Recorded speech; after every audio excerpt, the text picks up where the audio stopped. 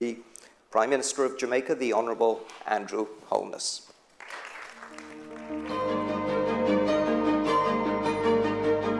And you've had a long history now of really struggling to put things back in order in your country. You've succeeded in reducing your debt ratios by half. Unemployment has come down to fairly low levels. Inflation has come down. So lots of successes. Tell us a little bit about how you were able to do that. Well, firstly, it's the building of social and political consensus. That's absolutely important. And that starts with the country taking responsibility. We have to put our house in order. And then we have to strike global and international partnerships. We struck a very good partnership with the IMF and the World Bank. And we focused on a development program, which was sponsored by both the IMF and the World Bank. And then the government committed to a fiscal path and stuck to it. Clearly, the COVID pandemic would have set us back. But within the fiscal program, we built in resilience. So we ensured that our economy was able to respond to shocks. And we were able to respond to the COVID pandemic and the subsequent shocks that followed, the supply side shocks, supply chain shocks, the energy shocks. And then recently, we had another shock, which was Hurricane Beryl. And we were able to respond to that. So I think that Jamaica could be cited as an example of a country that maintained fiscal discipline, built in buffers, and took the necessary steps to build resilience in its economy to be able to respond to unexpected crises and shocks.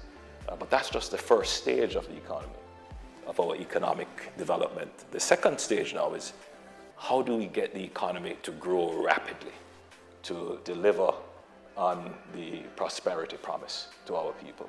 And that's the challenge.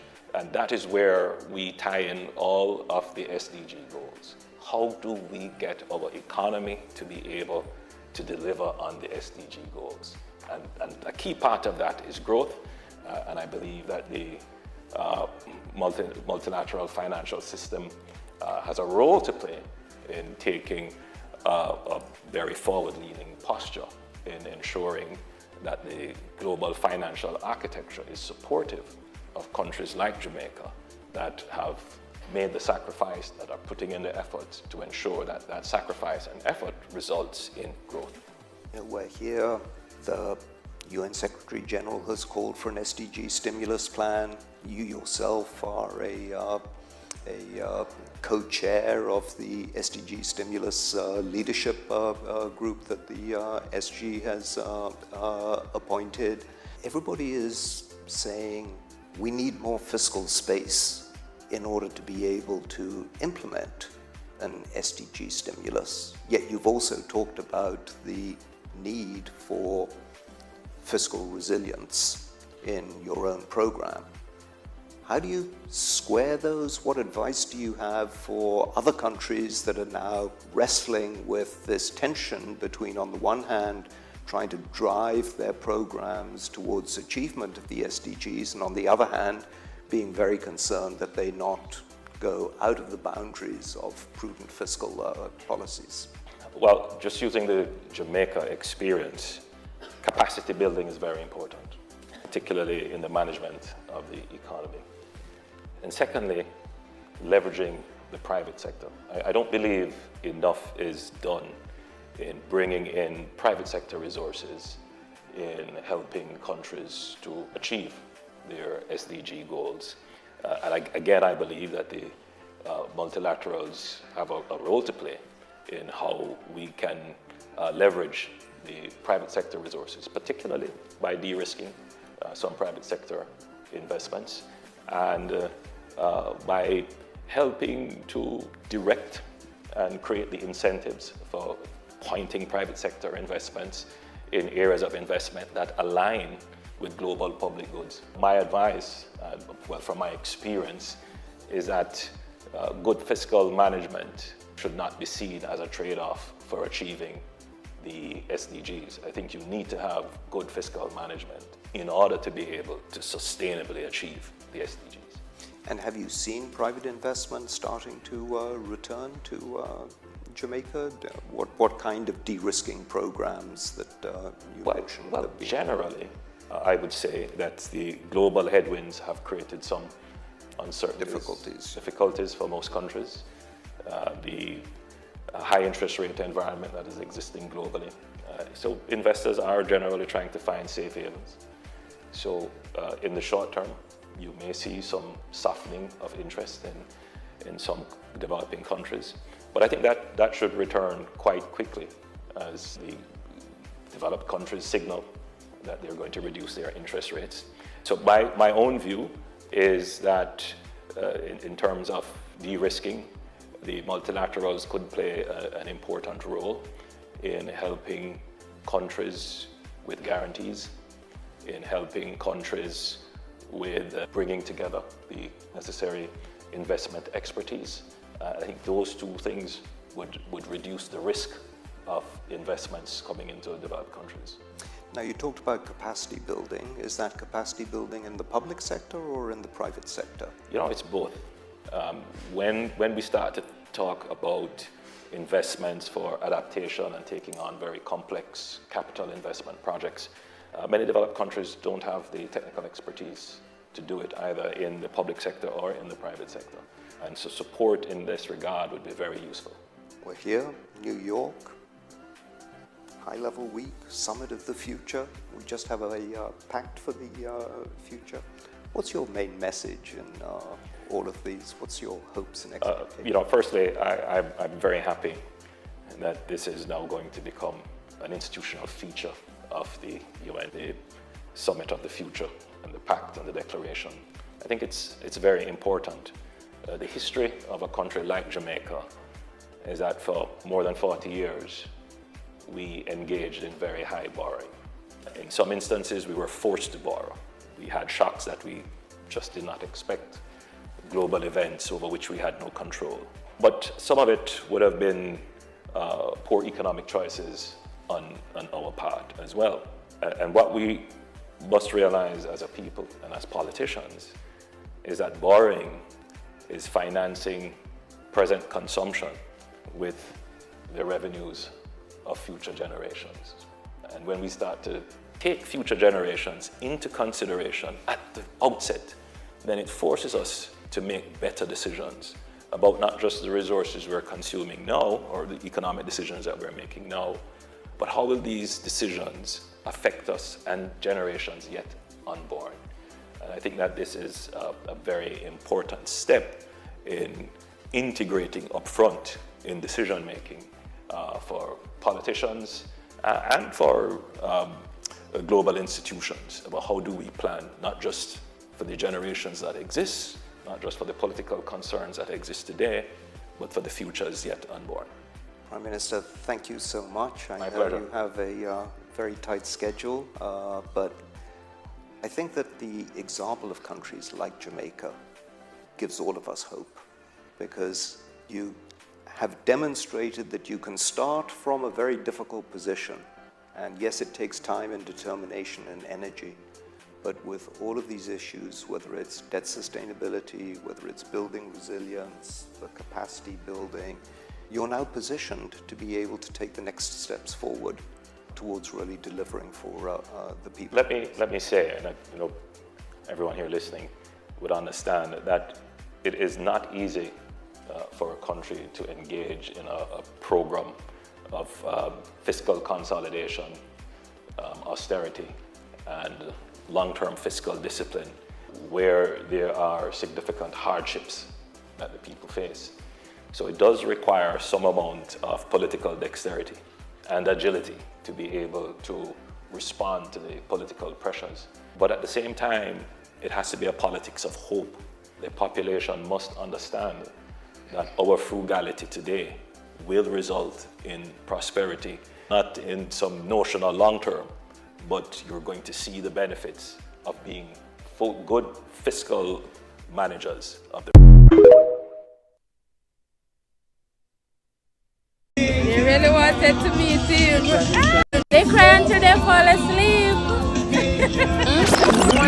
Prime Minister?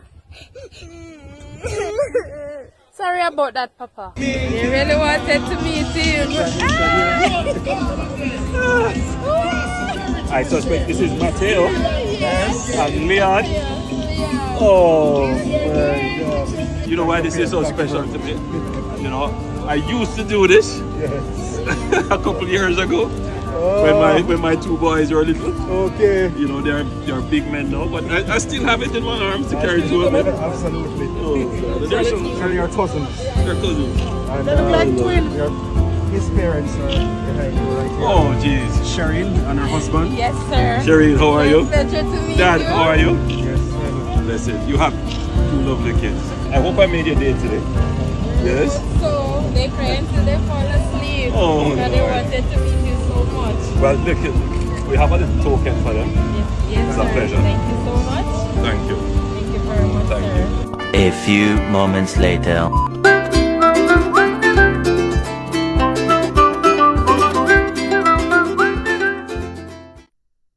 So we are going to work together today in partnership to show the country that the Jamaica Labour Party is not like the others.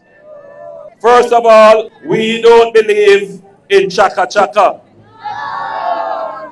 We are an orderly political party. So as we proceed in a motorcade, please follow the order of the motorcade.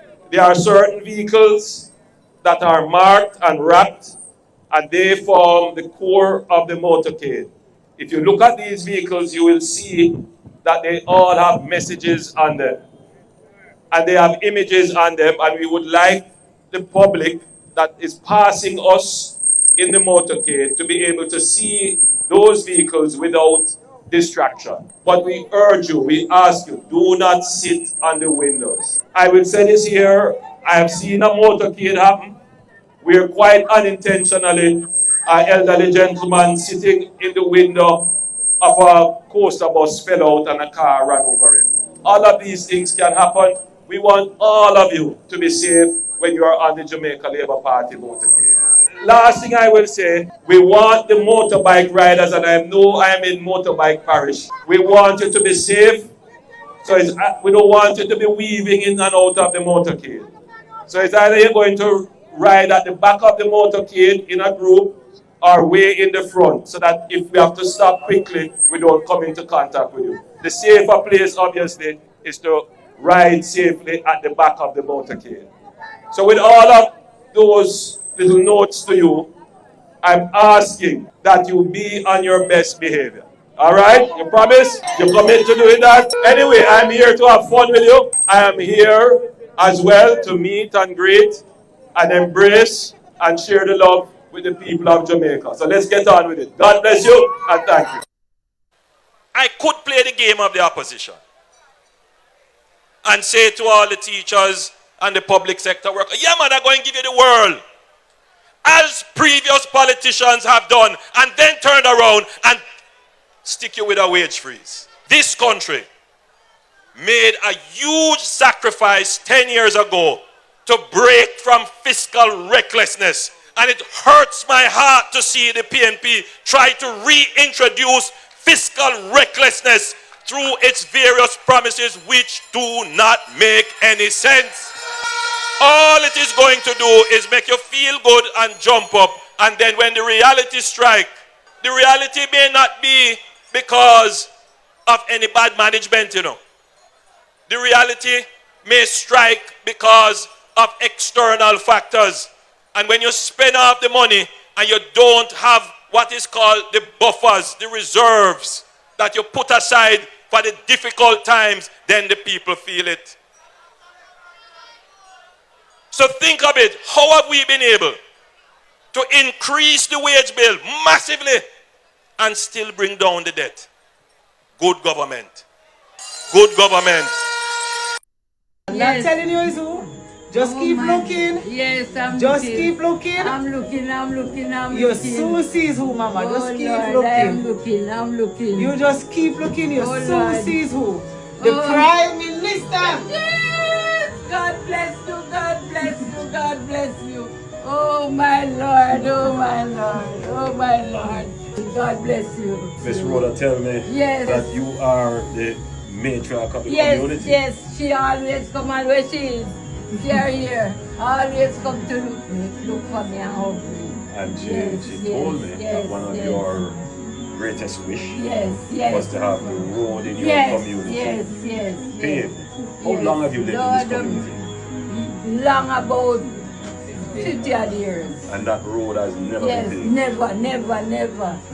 And there are many communities like that. But to You are pave it. kidding. I'm trying. I I am know so Miss happy. Rhoda here. I never know the day would come that I would meet you in person. Yes, Miss Rhoda Just told me as that you- I couldn't yes. come in the area Yes, and yes. not come and visit. Yes, and I'm so grateful. Listen. So you see, your road is almost finished. Finish. I have a bigger wheelchair Yes. that I can run outside. Yes, because Yes. it couldn't go before. The road was too bad. Too rough, only if they're taking me to the doctor and I'm able to go into the vehicle. Yes. So now we can drive on it. Yes, We can drive you on it. yes. All right. Blessings. Yes, Well, it's yes. good to see you. Yes, and it's good to see you too. So take care, mommy, and All I'll right, see you Yes, and all again. the best, and all the best.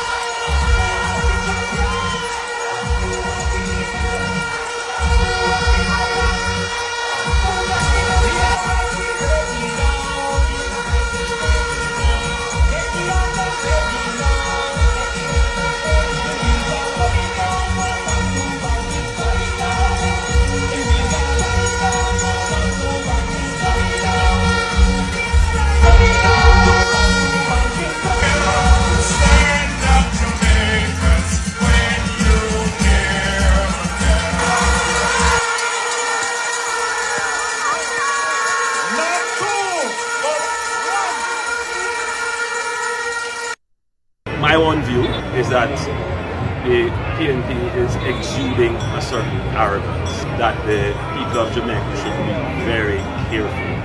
Political parties don't have the luxury of choosing the journalists to interrogate. If that were the case, then they would have full control over the narrative. The challenge for the PNP is that they have a mindset where no one must be negative against them or challenge their perspective. Ultimately, that is the greatest anti-democratic stance that any political party.